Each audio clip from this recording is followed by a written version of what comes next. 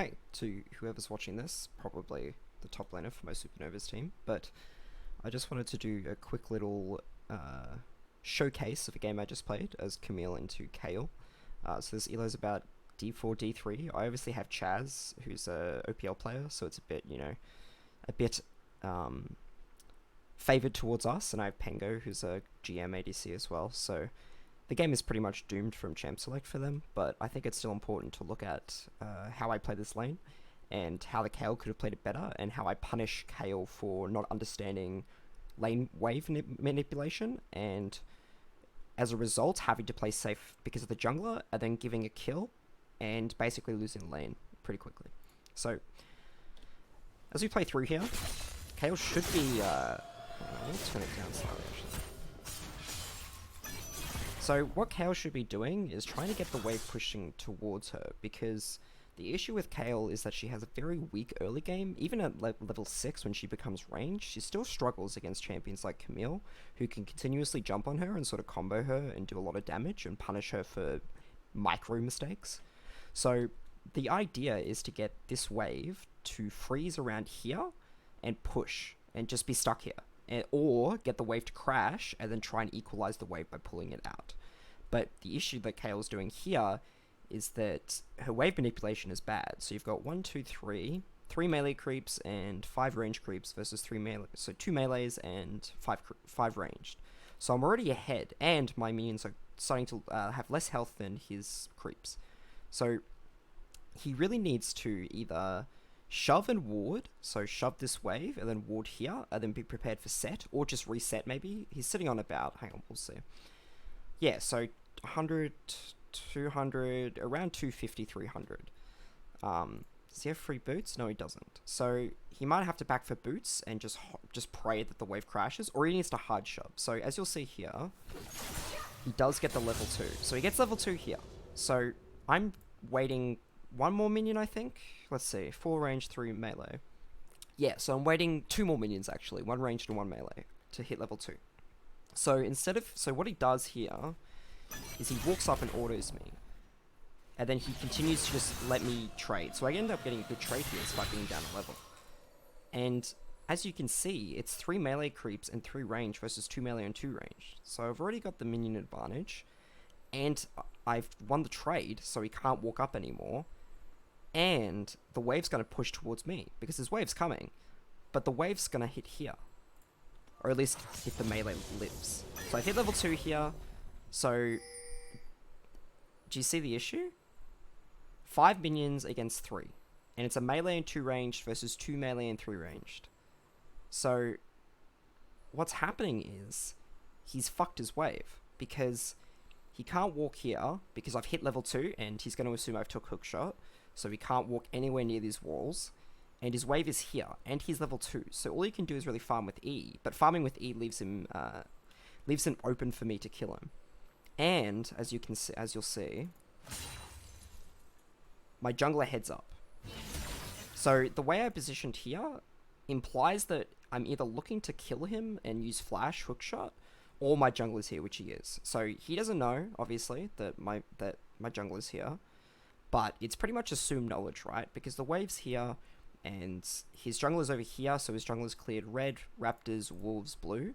So Set is either cleared topside and headed down here, or he's here right now. And the most likely situation is he's here, because the wave is big, he can't walk up, there's no vision, and I'm positioning around this wall. So it's assumed knowledge that my jungler's here, which he is. So correct play by him.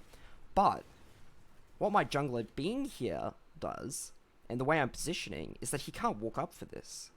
So it's 7-7 right now, CS wise, but it's 2 melee, 3 range, and a cannon versus 6 ranged, 3 melees, and a cannon. And my cannon is getting hit, so I'm getting good minion RNG. But the minion RNG doesn't change the fact that he shoved the wave early, so he screwed himself out of being able to freeze the wave, and now I'm able to freeze the wave. And because my champ is just stronger at the moment, because I've got this lane advantage in terms of being able to just jump on him, he can't do anything. Look, he has to play so far back. Like, even he can't walk up for this. He had to let the cannon die.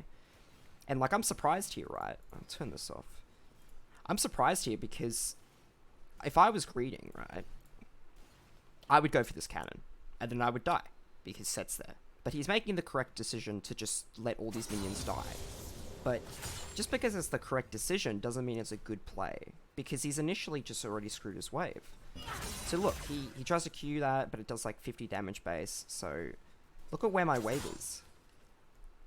2 melee, 3, 5, 7 ranged, versus 3 ranged and 2 of them are about to die. And the next wave's not till here. So all I have to do, we'll speed it up a bit.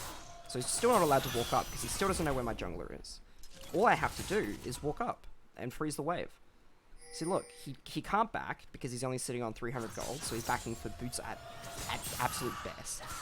So he wards the bush, hoping that the jungler's not here, but my jungler's been chilling the entire time, so hang on, we'll go back a little bit.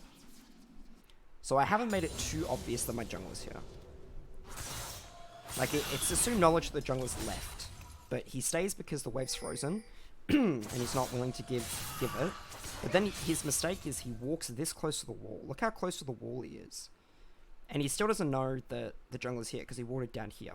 So all I have to do is wait for my jungler to get a bit closer, hook shot on, boom. I just totally can. The jungler is here. So yeah, it was quite close actually, but he ended up getting an assist, but first blood, and the wave's frozen still.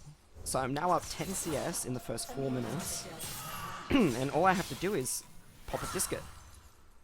I can continue to freeze this wave because Kayle can't buy anything. He buys a refill and I think a fairy charm. But I can just chill here. I don't have to back, but I can back here because I'm sitting on 800? Oh, 1200. Wow, so even more than I thought. So I'm sitting on about 1200 gold here. And he can't stop me because I'm under my tower. And he has to shove this wave, but all he's got is a refill and 2 fairy charms. So it's really going to struggle for him to to push the wave.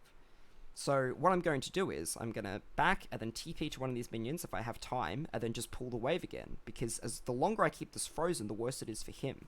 And he realizes that, right? He realizes that pretty quickly. So he goes for a really greedy play here, which is to stop my recall, which is probably the correct play, but he walks way too close, and this happens. And this is absolute worst case for Kayle, because the wave is frozen still, he just used TP, and I just got another kill. So I'm now up to 1500 gold, so I'm already a K up at 4.5 minutes. So if you want to see that play again, we'll see that play again. He TP, so this is the correct play. The correct play is to TP here, and to shove the wave, because he has to, otherwise it's just going to freeze forever. But what he does here is, he needs to walk a bit closer so the Q hits. Because the Q doesn't hit here, and he realizes it. So he has to E me. But I realized pretty quickly that he's going to take a bunch of taps. So he just needs to flash. He just needed to flash here, and then maybe kite back and kill me if he waits long enough. But yeah, so the wave's here, and then he flashes here, but the tower shot's already on its way, and I still have flash, and it's just an easy kill. And as you'll see here, I'll wait for my next wave to arrive, and then thin the wave a bit more so it's not gonna crash. Because the worst case scenario is this wave crashes.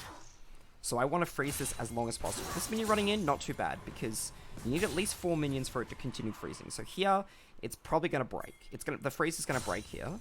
So I'm sort of just thinning the wave, trying to keep it there, and Kayle has to keep pushing because it still hasn't bounced back yet.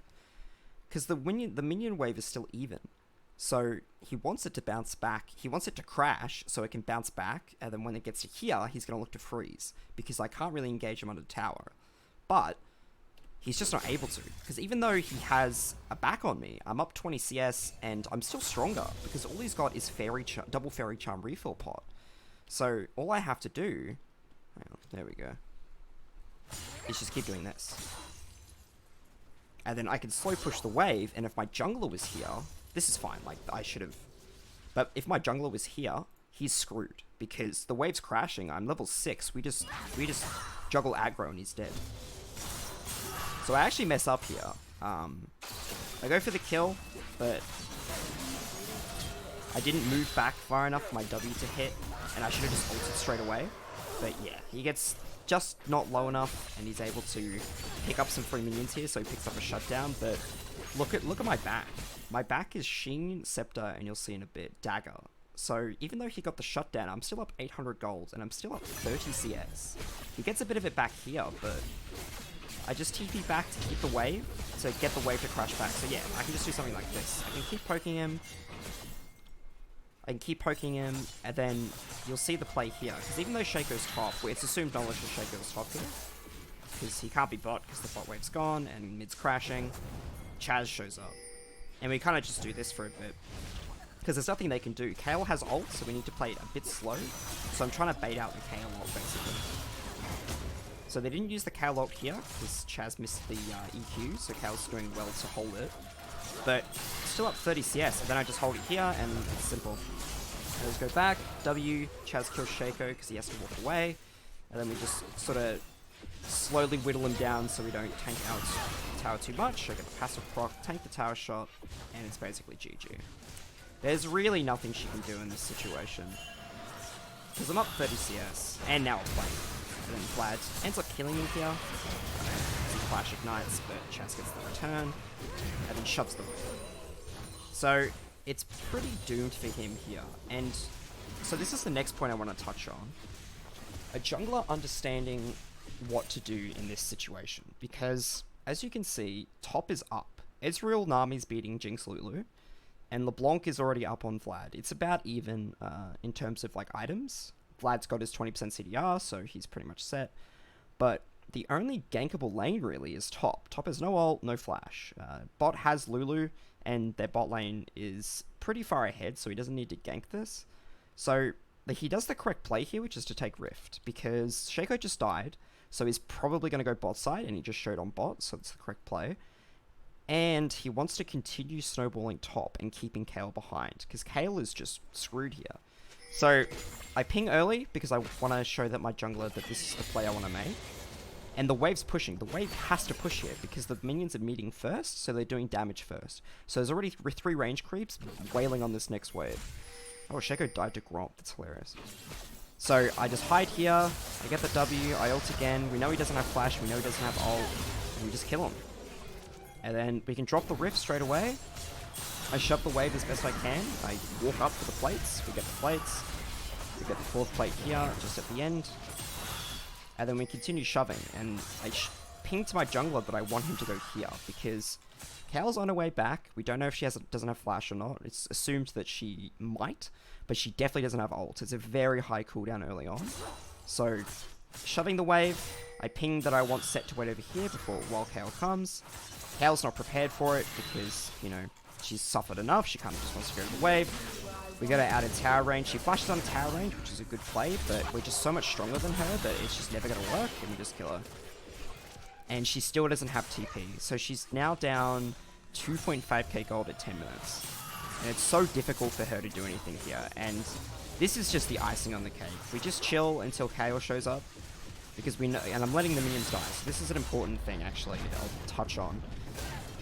You don't always have to take tower straight away in this situation. You're waiting for Kayle to get back to lane, so why not let these minions die? Because then that's XP and gold that she's missing out on. Even if it's only a little bit, it's a good play to make. Because she's now down 50 CS.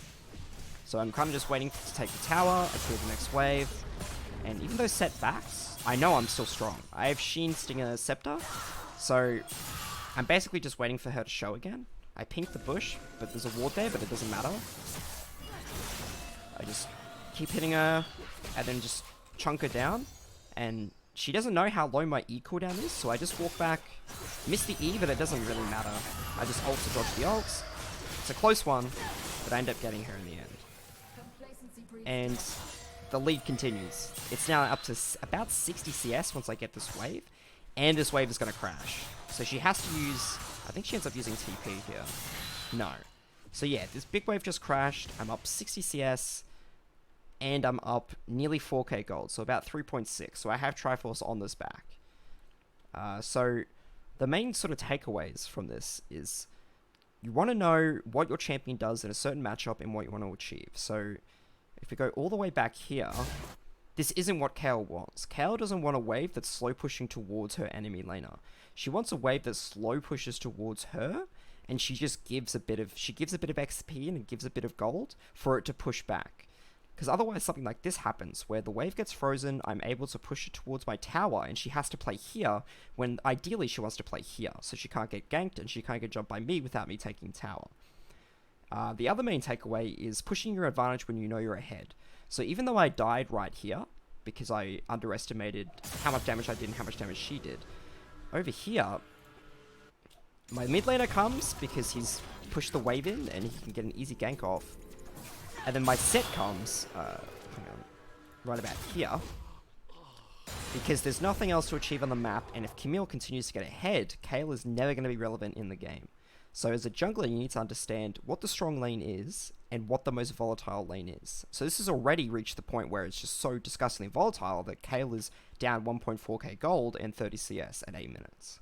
So if he continues to gank and put pressure on Kayle, and use the rift on the tower, Kayle is going to continue to fall behind, and Camille, who's a mid-game champion, gets her power spike even quicker and can start roaming the map and try and get picks elsewhere, or continue punishing Kayle for walking past the tower.